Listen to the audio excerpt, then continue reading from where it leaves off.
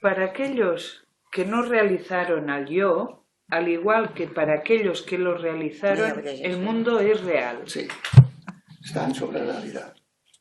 Mas para aquellos que no lo realizaron, la verdad se adapta a la medida del mundo, mientras que para aquellos que lo realizaron, la verdad brilla como la amorfa perfección y como el sustratum del mundo. Esta es toda la diferencia existente entre ellos. Yo haría un ejercicio, como hago con mis alumnos, que es intentar interpretar estos párrafos desde un lenguaje personal para ver si lo podemos llegar a comprender de una forma más fácil. Es un ejercicio.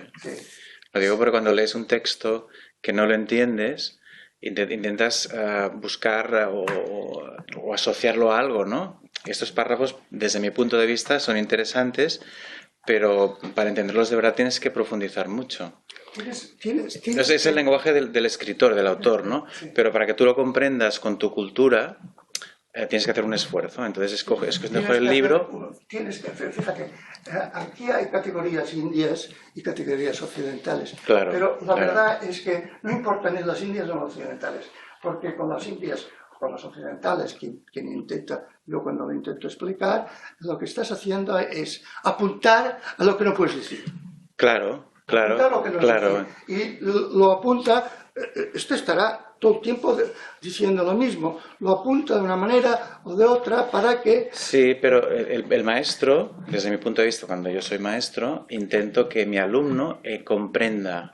Entonces es un texto hindú, entonces lógicamente yo no tengo la experiencia de la cultura hindú desde la base. No la necesitas. ¿No la necesitas? No la necesitas. Fíjate, tú para admirar la belleza de las siluetas egipcias, no necesitas saber su... No, porque no es un lenguaje visual, esto es un texto. No, es que te está apelando a lo visual. Ah. Te está apelando a lo visual. Y por tanto... Bueno, yo soy un neófito aquí, entonces por lo tanto... Ya, no, sí. He leído muchos libros de mística, pero me cuesta un poco, ¿eh? Sí, Entonces, sí, soy sincero. pero aquí... esa estructura la tenemos todos los humanos, sea la cultura que sea. Sí. Y por tanto, quien lo vive en profundidad puede decirlo desde cualquier cultura, y el que escucha a un cierto nivel de profundidad puede entenderlo. Puede entenderlo Bueno, si se embarca en la idea. Claro, es el que se sensibiliza al proceso y se da. Claro, Pero eso no siempre pasa. No, claro, esto es difícil. Por eso el maestro tiene que, en ese sentido, ¿no? Pero quiero decir que lo mismo que cualquier tipo de sensibilidad puede ver la belleza de las obras egipcias o las griegas o yo qué sé, o las indias o las japonesas, puede captarlo, Sí. si tiene una suficiente educación, Claro. y una sensibilidad que ha indagado, ha intentado comprender eso. Si no, no entiende. Clarísimo, sí, sí, sí. Pregunto, si este texto, digamos, con todo este planteo o el planteo tuyo, tiene, no sé si es una pregunta o si son dos preguntas, es el asombro y, porque pienso son dos cosas, en el asombro y la conceptualización.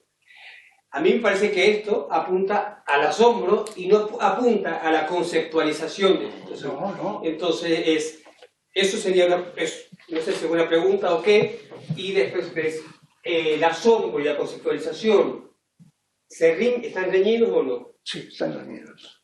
Claro. Esto es, evidentemente, que para hablar del asombro que yo tengo y explicártelo a ti, tengo que utilizar palabras del ámbito de la modelación y, por tanto, no del ámbito del asombro. Si hago una poesía, quizás sí que podré hacerlo un poco más explícito, pero siempre tengo que utilizar el lenguaje cotidiano, ¿no? Aquí está la gracia, que hay que manejarlo de tal manera que sugiera el asombro. Pero evidentemente que el asombro es, yo tengo esta idea de un vaso con agua, pero si hago una indagación diré, caray, ¿esto? ¿Agua? ¿Esto? ¿Qué es?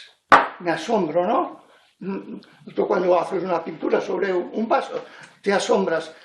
Está reñido de poderlo interpretar y modelar. Te asombras precisamente porque tienes acceso a una realidad que no eres capaz de modelar bien, que eres capaz de sugerir, pero no de modelar. Esto es muy importante y es un hándicap muy grave, no sé si tú estarás de acuerdo, para nuestra sociedad, que no educa para el asombro, sino que todo lo conceptualiza y el colmo de la interpretación de la realidad es la ciencia, ¿no? Y claro, la ciencia provoca asombro en su periferia, pero no en el núcleo. Sí, pero los grandes científicos llegan a un límite que no les deja avanzar. Entonces se vuelven místicos. No, yo no lo interpretaría así. Bueno, muchos científicos llegan a un límite que su capacidad intelectual no pueden llegar más allá, entonces se vuelven místicos. Yo creo que no es una interpretación desde mi punto de vista adecuada. Lo que, por ejemplo, las afirmaciones de Einstein u otros, es que una cosa es cuando ellos están modelando y construyendo una modelación lógica y que se resulte operativa, y en la periferia ellos mismos se admiran.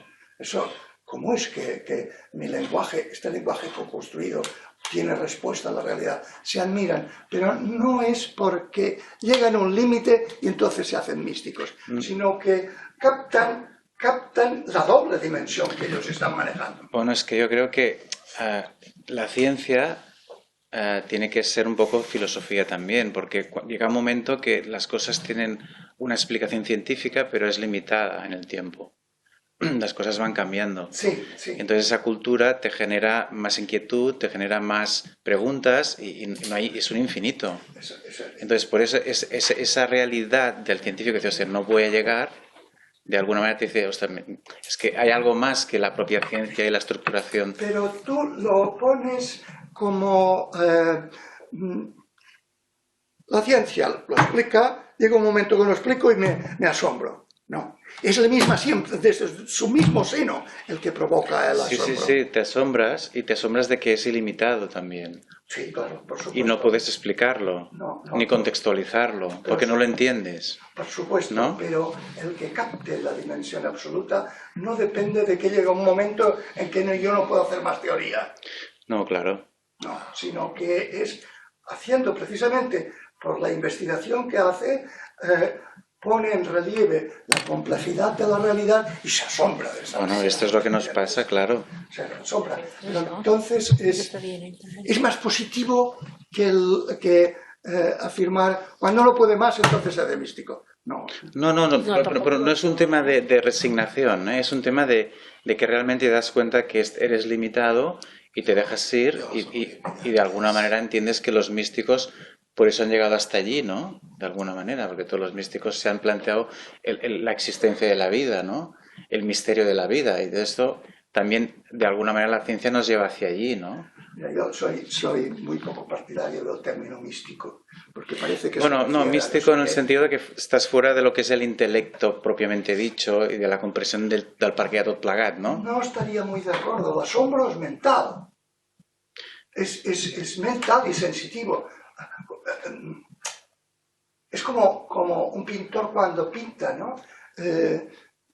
Pinta desde asombrarse sensitivamente y mentalmente. Pero la ciencia también puede ser así, porque cuando yo me meto en el agua y bajo a 30 o 40 metros y veo un mero de 35 kilos con... Ostras. Digo, ostras, pues me asombro, ¿no? Entonces, y no estoy viendo ciencia, estoy viendo vida, estoy viendo... Vale, pero fíjate, una cosa es cuando tú, en el seno de tu hacer ciencia, te topas con la realidad y con su doble dimensión y te admiras y tienes asombro, y otra cosa es cuando vas a hacer ciencia, cuando te pones sobre el papel y haces, son trabazones de conceptos puramente racionales, y te guardarán muy mucho, en la medida que es posible, porque del todo no es posible, de meter por el medio elementos axiológicos o valorales. Claro. La asombro sería eso. Sí, bueno. Però és una línia... Sí, és un fil... És un fil que és molt difícil de... Sí, jo crec, però no? Jo crec que, però si jo no crec que lo- en certa si manera no lo- s'està parlant... Pero es que el científico es que se asombra, Sí. es el que avanza, ¿eh? Ah, claro, Sí. es que Eso es aquí, muy fíjate, importante. La ciencia tiene una estructura muy peculiar y es que parece que toda ella es racional, pero los puntos de avance no lo son. Claro. Puntos de avance no lo son, porque si no se quedaría clavado en una conceptualización. Y si no son racionales, es que se ha metido por medio el asombro que hace que tú quieras continuar investigando. Generas creatividad Claro. porque no estás conforme con lo que has entendido. Sí, señor, sí, señor. Pero por lo tanto, la ciencia no es que sea un encadenamiento puramente abstracto, no. Tiene rupturas y estas rupturas son las que provocan la inquietud de ir más allá y de... Claro. És que ara quan estem descrivint... ¿En castellano? Que ahora cuando... ¿Puedo hablar en catalán o no? No, es que lo graban... Es que están Ah, grabando. vale, sí, pero es sí, que ya no sé, tiene pero- importancia eso. Pero bueno, cuando se hace esta descripción, cuando hacemos que se está haciendo ahora, es lógico que dé la sensación de conceptualización. Lo que pasa es que te das cuenta de la dimensión, de cómo el científico puede llegar a esta Bueno, a salirse de la conceptualización cuando o sea, yo lo he visto escuchando a científicos cuando te explican el estado cuando están en esto. En cambio ahora lo estamos conceptualizando, ¿no? Y no sé si me explico lo que voy a decir, ¿no? Una cosa es hacer ciencia, pero otra cosa es epistemología de la ciencia. Los epistemólogos afinan estas distinciones. Los científicos las viven. Ahora, que esto es Las la viven, diferencia. simplemente. Pero claro, la epistemología de la ciencia, como la epistemología de las cosas valorables, tiene que distanciarse y ver qué estructura tiene y qué mecanismo tiene de funcionamiento, aunque el científico o el constructor de sistemas de valores colectivos no se lo haya planteado así. María, Perdona, si te yo quiero romper una lanza a favor de la conceptualización en el siguiente sentido. Antes Rubén ha planteado la diferencia entre asombro y conceptualización, ¿no? Entonces parece que de alguna manera, bueno, y es así, ¿no? Es como si colocáramos en dos planos el asombro por encima de la conceptualización. No, es Vale. un paquete. Es- Pero lo miro por aquí o lo miro por allá. Vale, es que precisamente Está lo que quería muy bien. decir, si lo he entendido bien, es que siguiendo a Ramana Maharshi, si la indagación comienza con el yo con minúsculas, ¿no? Bueno, puede comenzar ahí, Parte, sí. siempre Parte parte de- de mí. La conceptualización es algo que está en mí, que está en nosotros, y es este simple hecho, yo creo que puede despertar un gran asombro. Bueno, sí, pero ¿No? eso es como el científico que hace ciencia y se asombra de lo que ha visto gracias a la ciencia. Y de su propia ciencia se asombra. Por eso ¿Cómo que... es que la realidad responde a una construcción que he hecho yo, que sé cómo la he hecho, y la realidad responde? Esto provoca un que asombro esto ya es una fuente de asombro. capital, enorme, ¿no?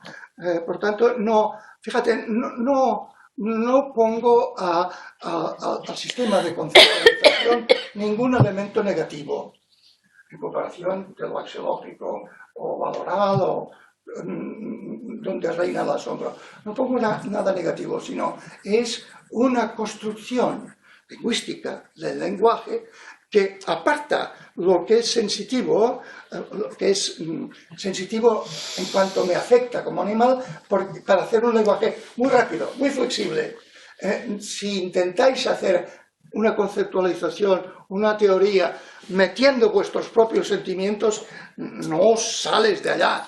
Te armas un lío tremendo y lo que tienes que hacer es dejar, como si no fuera un animal, lo dejo aquí al lado, entonces puedo crear un lenguaje muy flexible, muy rápido y muy eficaz. Y esta es la razón, muy eficaz. En cambio el otro es...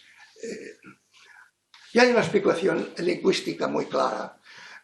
La la lengua, la metalengua científica parte de conceptos. Conceptos es coger un significado y ponerle 4 rasgos o 3 rasgos y nada más. Y por tanto, aquel concepto, como tiene pocas caras, puede hacer combinaciones muy rápidas. En cambio, cuando hablamos con lenguaje valorado, axiológico, las unidades tienen miles de caras. Y entonces combinar miles de caras es lentísimo, complicadísimo y no estás nunca seguro del resultado. Pues eso, pero no es que tenga nada negativo. Es negativo cuando uno cree que lo que dice ese metalenguaje que nosotros construimos es como es la realidad y lo demás son cuentos. Pero esto es un simplismo científico muy notable. Lo que pasa es que siempre la dificultad la tendremos que cuando tratamos de explicar lo que nos asombra, quizá llegamos a ello con una pintura, llegamos a ello con la música, llegamos a ello con actividades de ese tipo. Pero cuando intentamos explicar lo que nos asombra, lo que es axiológico, de lo que estamos viendo, tenemos que recurrir al lenguaje habitual, común, no tenemos otro medio. Y cuando recurrimos al lenguaje, el medio con el que tratamos de explicar lo que nos asombra, tiñe de alguna forma y es un bucle que dificulta la explicación. Es dificultoso, pero aquí el modelo es la poesía. La poesía intenta expresar un asombro a base de lenguaje normal, pero retorcido, dice, una madrugada de cristales rotos. Bueno, ya está refiriendo el asombro que tiene él en esas mañanas frías, cortantes o lo que sea, y entonces fuerza el lenguaje para sugerir, nadie se va a tomar eso como una conceptualización, ¿no? Pues ese es el truco, ese es el truco. Y los maestros de la vida, de la indagación, estos tienen que hacer exactamente lo mismo también. De todas maneras, hay asombros, o sea que no hay asombro. Él tomaría el asombro como punto de partida, no como un punto de llegada. Diría que el punto de partida no es asombrado. A ver si me explico bien. En el seno de lo que no provoca asombro, algo te despierta el asombro. Y entonces partes desde ahí, y por lo tanto es punto de partida y punto de llegada. Sí, es un asombro que tiene que llegar a otro asombro, ¿de acuerdo? O a decir ese asombro de manera que a ti te asombre. De acuerdo, pero no te puedes quedar en ¡oh! No, claro que no. Es que el verdadero asombro, y esto, dijéramos, hay una diferencia entre la gente corriente y los indagadores de ese asombro, que sean los artistas, los filósofos, los hombres de espíritu, lo que sea, que estos, cuando se asombran, quieren más y más y más de aquello. Por lo tanto, porque se dan cuenta que es la realidad de la realidad, que lo que ellos llaman su cotidianidad realidad, que no es eso, que es mucho más asombrosa que eso. Y entonces, pues intentan contagiar ese asombro con un lenguaje asombroso, porque el lenguaje vulgar no podría, te encerrará otra vez. Un lenguaje asombroso, i serà, doncs jo què sé... Amb els fets, potser, no, Maria? Amb els fets. Sense parlar, amb fets, no sé, amb la vida que portes o l'experiència. No va por aquí. Con los hechos también se puede hacer. Pero no, también los hechos pueden expresar el asombro que vives en tu vida. Pero aquí estamos hablando de la comunicación. De la comunicación.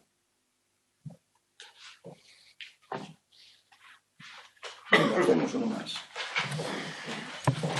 Solo aquellos que no tienen el conocimiento del origen del destino y del libre albedrío discutirán sobre cuál de ambos prevalece. Quienes conocen al yo como el origen único del destino y del libre albedrío están libres de ambos. ¿Se enzarzarán nuevamente en ellos? Este verso es muy importante. No O sea, entiendo. se puede hablar del destino cuando hay un individuo. Se puede hablar del libre albedrío cuando hay un individuo. Si haces una investigación y ya llegas al yo mayúscula, al origen de estos destinos, no hay ni destino ni libre albedrío. Esto, Pues hay una cosa que es que las instantánea. religiones les cuesta mucho aceptar que no hay libre albedrío. Lo expresan con un lenguaje también que se presta a mala interpretación, pero que es un forzamiento del lenguaje, y es la predestinación, o lo que Alá quiera, lo que Alá decida, ojalá Alá decida. Es decir, que se dan cuenta que en su individualidad y en su libre albedrío no es. Y los griegos también lo decían, el destino, esto está determinado. No es que esté determinado, es que la perspectiva del individuo falsea los términos.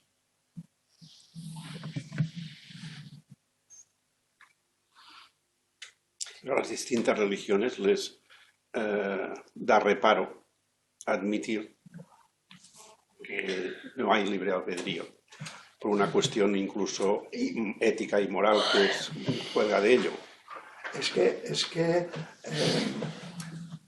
las religiones son construcciones de este tipo de lenguaje que estoy diciendo, axiológico, que a la vez son programa de vida colectiva. Y es vida colectiva de individuos. Y por lo tanto, necesariamente tienen que hacer las religiones, no el budismo ni el hinduismo, estas no serían así. No serían religiones, sino procedimientos para adentrarse en el asombro, sería. Pero si son religiones que están funcionando a la vez para iniciar a la dimensión absoluta y además son programa colectivo, tengo que partir del individuo. Y individuos que están en relación con los otros individuos, y por tanto no puede partir de que esto es Dios. Dios tiene que ser algo extraño, trascendente, fuera. Porque si lo ponen dentro, pues entonces es que el libre albedrío se va a hacer puñetas, el destino se va a hacer puñetas, la responsabilidad, la moralidad no cuenta y tiene que contar. Es por la finalidad doble que tienen las religiones, por las cuales en una sociedad como la nuestra entran en crisis. Una pregunta. El concepto del libre albedrío y del destino. O sea, como maestro, ¿tú consideras que el libre albedrío no existe? De una forma, o sea, yo por ejemplo, tú naces y te mueres, ¿no? Es un tiempo, es un espacio. Entonces, este libre albedrío, quizás el destino está Desde aquí, No. Desde aquí no. Quizás el destino, déjame terminar el concepto, si no se me De la va. realidad. No, o sea, el destino de una persona o de un mundo o de una sociedad, vamos a hablar del yo, ¿no? Es uno concreto y está predestinado. Bueno, te vas a morir, está claro, ¿no? Eso es el principal. No, eso sería lo de menos. Es que todos tus actos los decide Alá. Bueno, esto en una religión. Claro. No, fuera de la religión. Nosotros ya somos ateos o creemos en otras cosas. Pero en el sentido de que el libre albedrío, teniendo en cuenta el destino del ser humano, que es, bueno, nacer, crecer, desarrollarte, relacionarte y morir, ¿no? Ese libre albedrío no existe según tú, no existe. No, según ellos. Bueno, según ellos. Pero yo También, creo... Sí, de acuerdo, pero el libre albedrío yo creo que tiene importancia en partes de tu vida que tú puedes modelar un poco. Tiene toda la importancia del mundo, yo no le quito importancia, pero solamente digo, si yo tengo una captación de la realidad en que soy individuo, hay libre albedrío. Pero si tengo al mismo tiempo la captación de que yo mismo no soy individuo, entonces tendré el libre albedrío en las cosas que tengan que ver con la sociedad, con mi comportamiento, etcétera, pero yo sé que y las religiones y las tradiciones culturales lo has expresado de otras maneras, que esa ilusión de que yo decido lo que quiero y hago con mi vida es una ilusión, que en realidad es una ilusión porque está apoyado en un supuesto, y el supuesto es que da como realidad el que yo me vivo como individuo, porque me tengo que vivir como individuo, si no, no podría sobrevivir, ¿no? No podría comer, no podría nada. Pero quien indaga o vive implícitamente el destino del individuo se da cuenta que tanto el destino como el libre albedrío son categorías que pertenecen aquí, pero no es como es la realidad.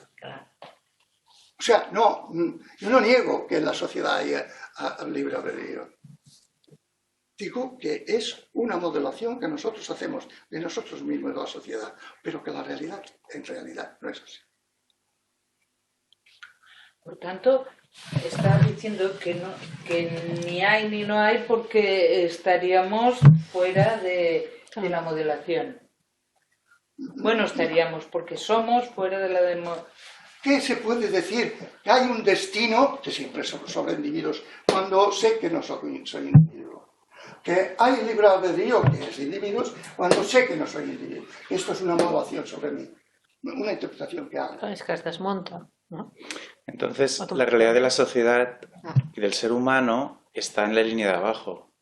Sí. Entonces, esto es incoherente con la interpretación del mundo y de la vida y de la existencia. O sea... No, lo digo por las consecuencias que genera el ser, al creer que en el destino, en creer que el libre albedrío puede modificar tu vida y ser feliz y todas esas cosas que nos venden por la tele, ¿no? O por el móvil o por donde sea. Yo siempre voy un poco a la consecuencia de todo, ¿no? ¿Por qué estamos aquí? ¿Qué hacemos? Si vale la pena vivir la vida como la vivimos, si realmente podemos cambiar el mundo y si tenemos derecho a atraer a gente en el mundo, a este mundo, ¿no? Si ser padres, ¿no? Por ejemplo, es una reflexión, porque al final vamos a parar a lo mismo, ¿no? Somos más felices, somos menos felices. Si el 90% de la sociedad está en la línea de abajo, evidentemente nos da igual, ¿no? No. Llevamos un mal montaje de la cultura humana que se fundamenta básicamente en la egocentración. Exacto. No es una cosa moral, sino más honda, una egocentración. Entonces, claro, los individuos son egocentrados, se pelean entre sí, las sociedades son egocentrados, y estos lo que están, además, esto como el Buda dice, esto es dolor. Porque el deseo, el temor, las expectativas que no se cumplan. Bueno, es el concepto entonces, ellos lo que dicen es, sitúate aquí y todos esos problemas los vivirás, pero como quien sube a un escenario. Bueno, yo creo que el concepto del ego, la egología, y el concepto de ecología, que no estás en el centro del mundo, sino que formas parte de... Sí, ¿no? sí. El concepto de ecología se utiliza mucho para la ciencia, para el ecosistema y tal, pero tiene una profundidad mucho más fuerte, porque sales del ego y estás viendo el mundo y la existencia como una cosa universal y única, ¿no? Como en todo. Vale, pero fíjate, para vivir como individuos, animales simbióticos que somos, para vivir así, yo tengo que vivirme como individuo y organizar el grupo como un grupo de individuos. Tengo que hacerlo para comer, procrear, para todo lo que quieras, ¿no? Pero al mismo tiempo, si yo he hecho esta indagación, sé que eso es una modelación mía, que podría hacer esta u otra, o bien cualquiera de ellas es suficientemente buena para vivir desde aquí y entonces no. Pero María, pero no traspasamos. El modelo que tenemos no traspasamos arriba. Es que estamos en el de abajo, en una visión primaria e insostenible. Utilizas la palabra traspasar. Yo cuando llego aquí no traspaso nada. Me quedo aquí, en este mundo, tal cual. Este señor, tal cual. Y ahí está la DEA. No, la dimensión absoluta. La dimensión absoluta no me lleva a otro mundo. No estoy hablando de otro mundo en el sentido físico. Estoy hablando en otra manera de interpretar la existencia y del sentido de nuestra vida. Pero es que porque es muy diferente planteártelo desde la línea de abajo que planteártelo desde la línea de arriba. Porque... Es que tienes que hacer las dos cosas a la vez. O sea... Bueno, ¿y esto por qué no se enseña en las escuelas? Digo yo, ¿no? Aquí. Pues venga a preguntarlo. Ya te lo explicaría yo por qué no se enseña en las escuelas. Pero primero porque no se sabía. Esto estaba viviéndose exclusivamente desde la religión. La religión es un sistema de creencias fijado y una sociedad móvil no le va, no puede aceptarlo. Aquí lo que hay que hacer es no interpretar, vivir las dos dimensiones. En esta dimensión, ahora el problema que tenemos cultural y político y económico y etcétera, es un nuevo modelo de sociedad que debemos de crear nosotros para individuos y para individuos egocentrados.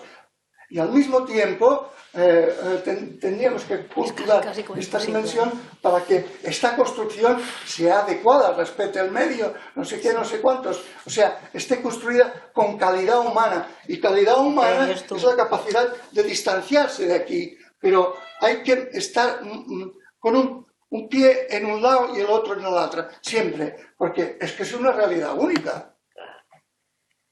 Es una realidad única. Y entonces no es que hagas una interpretación de aquí y otra de aquí, sino que haces una interpretación desde aquí en la que está el origen, que no es ninguna interpretación, y que hace que la interpretación sea diferente. Por ejemplo, si hago una interpretación de tipo liberal, bueno, entrará en competencia y si puedo fastidiar al vecino de manera que su negocio no me estorbe al mío, lo haré. Pero porque organizo el individuo y los grupos competitivamente como... pero claro, eso es a costa de calidad humana. Si yo lo hago desde aquí, entonces ese tipo de construcción tendrá que hacerse de otra manera. Porque si no, ¿qué pasa? Pues que estamos destruyendo el medio, que estamos machacando a civilizaciones y pueblos enteros, etc. No es que te salgas, sino que da más dimensiones. Es un poco como, aunque no es un ejemplo muy adecuado, el estilo en la vida de los muebles, del vestir, etc., ¿no? No es que tú renuncias a tener muebles o vestir, sino que pone un toque de más sutil, de calidad diferente, pues así tendría que ser todo. El sutra del tejado de paja termina diciendo, me acuerdo de la última frase que dice que no, hablando de la indagación y demás, termina diciendo, no, si queréis conocer y demás, no os apartéis nunca de este saco de piel. Así, claro, es que creo que no os apartéis, es que no hay manera, no hay manera de apartarse. Apartarse es una creencia, porque no te puedes apartar de tu condición de animal en ninguno de los aspectos de tu vida, ni tampoco en estos más sutiles. Bueno, hacemos uno más. Quien ve a Dios sin ver al yo, solo ve una imagen mental. Dicen que quien ve al yo, ve a Dios. Quien habiendo perdido por completo al ego, ve al yo, encontró a Dios porque el yo no existe aparte de Dios. Bueno, aquí esto es cuestión de la traducción. Dios no sería Atman o Brahman, pero no. Pero bueno, aquí es quien ve a esta dimensión absoluta fuera de sí mismo, está viendo la imagen mental. Está viendo la imagen mental. La de ver en sí mismo. Entonces, ver su profundidad es ver la dimensión absoluta y ver a Dios, ¿no? Pero para eso tienes que perder por completo, es decir, tienes que apartarte completo de la actitud egocentrada, porque la base, el eje de la actitud egocentrada es que yo soy un individuo real y que lo otro es otro y que yo utilizo hacia mí. Por tanto, tengo que callar esta interpretación para que pueda aparecer la posibilidad de ver mi propia realidad. Y tengo que verla en mí mismo, porque si no la veo en mí mismo, en mi yo, estoy haciendo una imagen mental. Esta es más fácil, ¿eh? Esta es más fácil. Esta es más fácil. No, es más fácil poner a la imagen allá de arriba. Y luego decir que es que tengo que ser bueno, tengo que ser responsable y no. Bueno, pues que no salga en el examen. La pones y después te lo crees. Que no salga en el examen esta. ¿Hacéis exámenes, no? Supongo. Eso es, Tipo test. cada uno, no, tampoco. Cada uno se examina a sí mismo. Cada uno hace su propio examen. Exacto. Que és pitjor. És més fotut, sí, autoavaluar-se.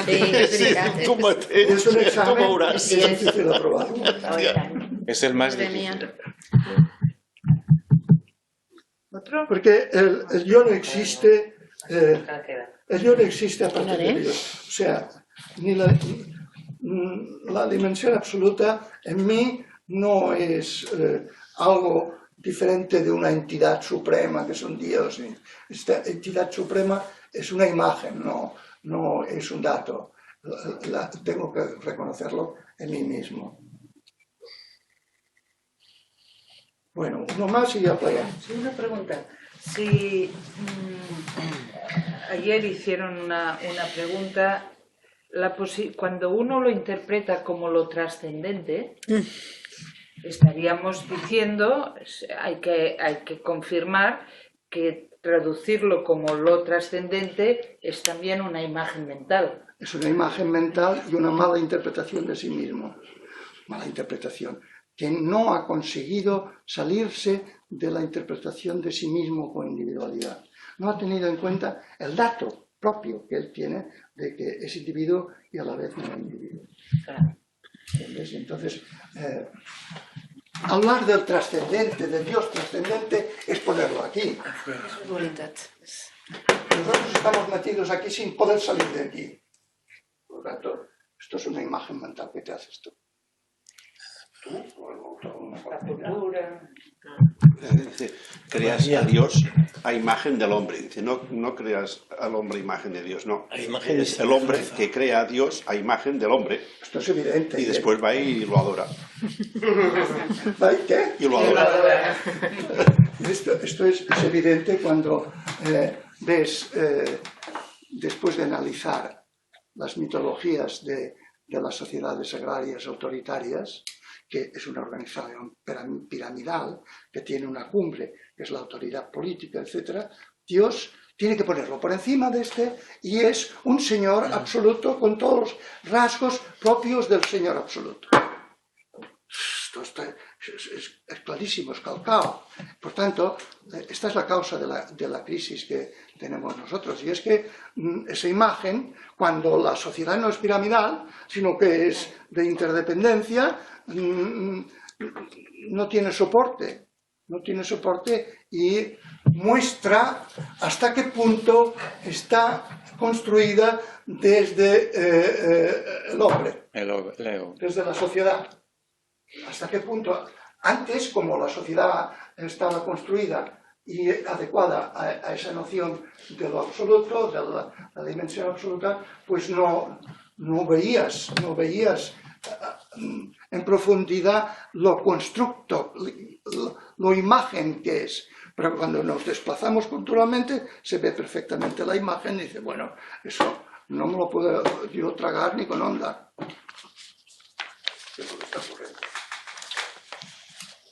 Bueno, señores, nos falta un minuto. Si hay alguna cosa, si no, nos paramos aquí. Jo m'ho miro com un cos humà, Maria. Jo em llevo i penso que sóc un cos humà, tot, no?